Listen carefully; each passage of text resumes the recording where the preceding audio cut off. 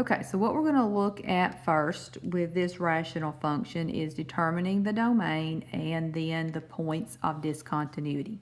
All right, so going back to what I told you about domain for a rational function is you do not include the values that cause your denominator to equal 0.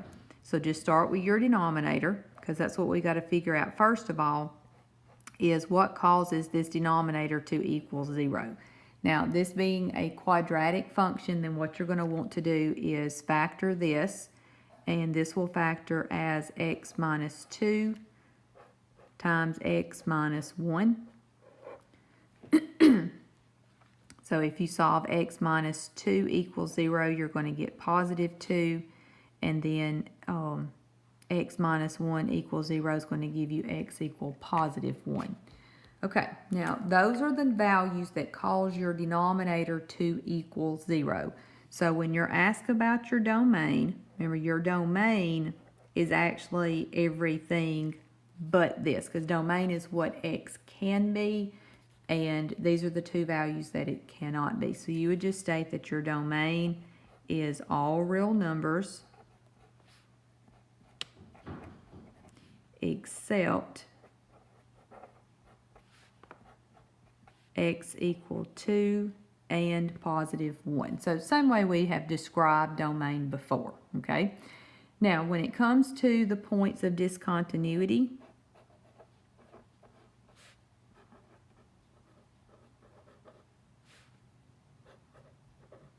all right, so what I told you about points of discontinuity, if you look back at what you had written down, it states that it's values where the graph is interrupted. And that's going to be at these vertical asymptotes and at these holes, okay? That's going to be places, that actually your graph is not defined. So anything that actually has to be left out of the domain is going to be points of discontinuity. So once you find your domain, you actually also find your points of discontinuity, okay? So you find this the same way that you find this, going through this process right here. So points of discontinuity, you would have x equal 2 and positive 1, okay? Now, some of your problems will ask about just domain, and then you'll have other problems that'll ask just about points of discontinuity, okay? But you find both of them the same way. Okay, now let's look at vertical asymptotes and holes. Okay, so going back to what I told you about vertical asymptotes, it started out by saying those are values that cause your denominator to equal 0. So remember, I told you all this stuff is kind of intertwined with each other. So when you're asked about a vertical asymptote, start with your denominator, and you're going to need to set your denominator equal to 0. So that's going to give you x equal negative 7. Now, this will be a vertical asymptote as long as it doesn't also cause your numerator to equal 0, okay? You always have to check that. Now, if I were to substitute negative 7 back here, I would have 2 times negative 7, which is negative 14, minus 1, which is negative 15. So no, this did not cause your denominator, or sorry, your numerator to also equal 0, so this would be a vertical asymptote. So we'll just say VA for short, okay?